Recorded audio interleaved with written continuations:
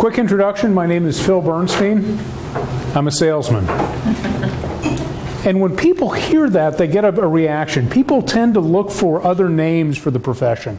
You can call yourself an account executive, or a consultant, or a financial advisor. There are all sorts of names to try to avoid telling people what you really do, which is that you're selling something.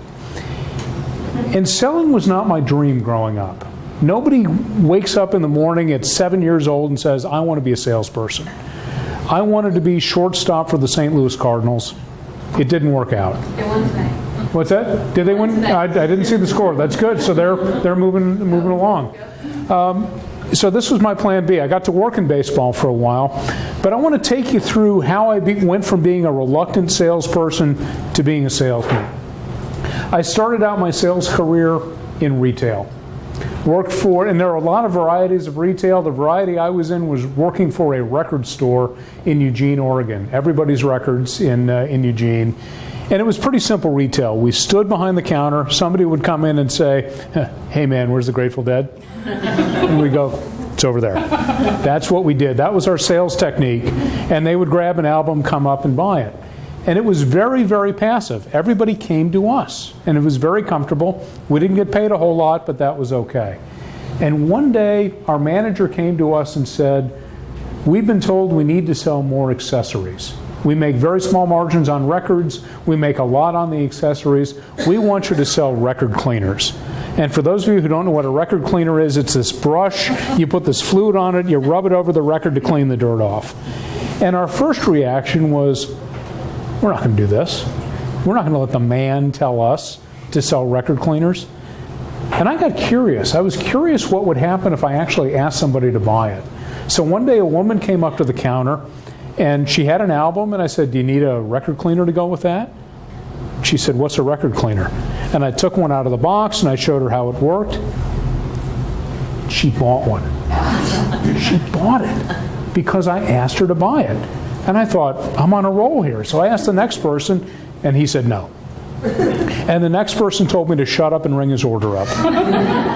But the fourth person bought one. And I found about every 4 or 5 people I asked would get into a conversation with me and buy. And that was my first sales lesson. That was the first time I realized that you could actually take an active role in the process.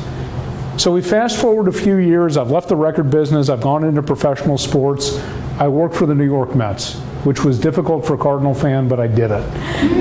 And I got there in 1986. We won the World Series. And you were there? I was as well. And everything came to us. And in 1989, I was promoted to run the luxury suites at Shea Stadium, and they were all sold out, and we had a waiting list, and everything came to me.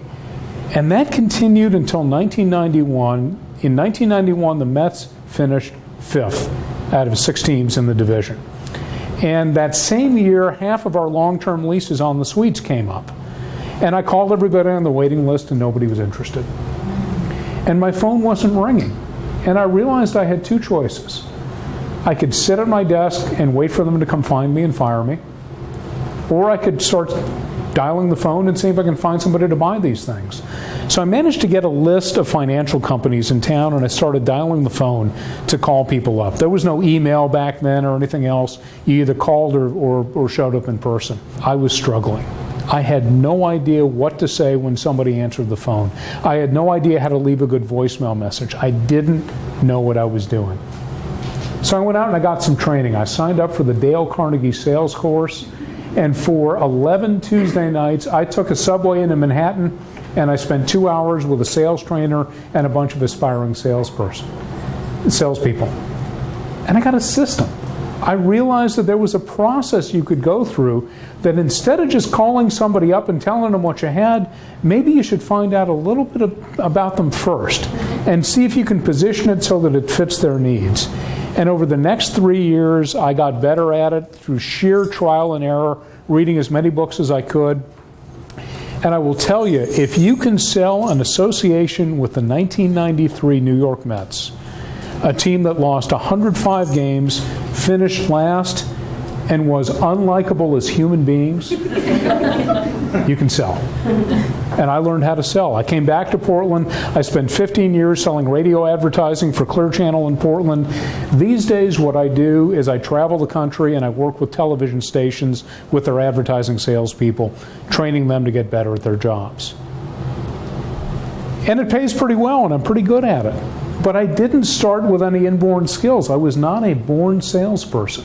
I was forced into it. And if any of you in this room are dealing with the same thing, you took a job or you started a business and you woke up one day and you realized that whether you like it or not, you're going to have to learn to sell, this presentation is for you.